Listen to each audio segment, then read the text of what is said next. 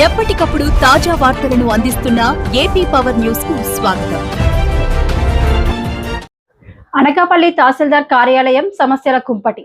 కూలేందుకు సిద్ధంగా భవనం. నీటిలో నానుతున్న రైతుల ఫైళ్లు. 2 నెలలుగా పూర్తి స్థాయి అధికారి లేక ప్రజల అవస్థలు.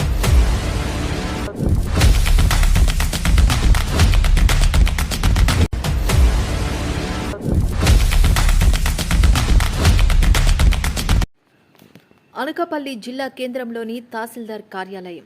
కానీ ఇక్కడ పరిస్థితులు చూస్తే ఇది ప్రభుత్వ కార్యాలయమా లేక పాడుబడిన భవనమా అని భయపడాల్సిన పరిస్థితి.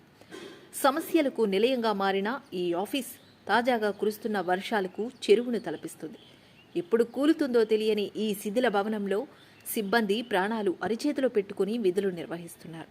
ఇక వివరాల్లోకి వెళితే అనకాపల్లిలో కురుస్తున్న వర్షాలకు తహసీల్దార్ కార్యాలయం మొత్తం నీట మునిగింది. భవనం పూర్తిగా శిథిలావస్థకు చేరడంతో వర్షపు నీరు నేరుగా రికార్డు రూములోకి చేరుతుంది. చూడండి, ఈ తడుస్తున్న ఫైళ్లు ఇవి అనకాపల్లి రూరల్ ప్రాంత రైతులకు చెందిన అత్యంత కీలకమైన భూ రికార్డులు, పట్టాదారు పాసపుస్తకాలు. ఇలా ముఖ్యమైన పత్రాలన్నీ వర్షపు నీటిలో తడిసి ముద్దవుతుండటంతో రైతులు తీవ్ర ఆందోళన వ్యక్తం చేస్తున్నారు. పైకప్పు నుండి కారుతున్న నీరు, ఊడిపడుతున్న పెచ్చులు, భయపడుతూ పనిచేస్తున్న సిబ్బంది, ఆఫీసుకి వచ్చి ఇబ్బంది పడుతున్న ప్రజలు. ఒకవైపు కీలక ఫైళ్లు నాశనమవుతుంటే మరోవైపు సిబ్బంది పరిస్థితి దయానీయంగా మారింది. ఎప్పుడు పైకప్పు పెచ్చులు ఊడిపడతాయో, ఏ క్షణాన భవనం కూలిపోతుందోనని భయంగా పనిచేస్తున్నారు. ఇక పనుల కోసం కార్యాలయానికి వస్తున్న ప్రజలు ఆఫీస్ దుస్థితిని చూసి లోపలికి వెళ్లాలంటేనే జంకుతున్నారు. జిల్లా హెడ్ క్వార్టర్లో ఒక ముఖ్యమైన కార్యాలయం ఎంత దారుణంగా ఉండటంపై తీవ్ర విమర్శలు వెల్లువెత్తుతున్నాయి. ఖాళీగా ఉన్న తహసీల్దార్ ఛాంబర్ బయట వేచి చూస్తున్న ప్రజలు.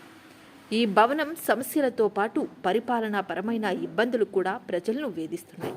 గత 2 నెలల నుంచి అనకాపల్లి తహసీల్దార్ కార్యాలయానికి పూర్తి స్థాయి అధికారులు లేరు. ప్రస్తుతం డిప్యూటీ తహసీల్దార్తోనే కార్యకలాపాలు సాగుతున్నాయి.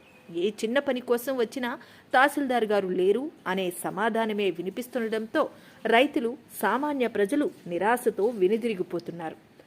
తమ పత్రాలు నీటి పాలవుతుండడం, పనులు జరగకపోవడంతో రైతులు తీవ్ర ఆగ్రహం వ్యక్తం చేస్తున్నారు. ఇప్పటికైనా జిల్లా ఉన్నతాధికారులు తక్షణమే స్పందించాలని వారు కోరుతున్నారు.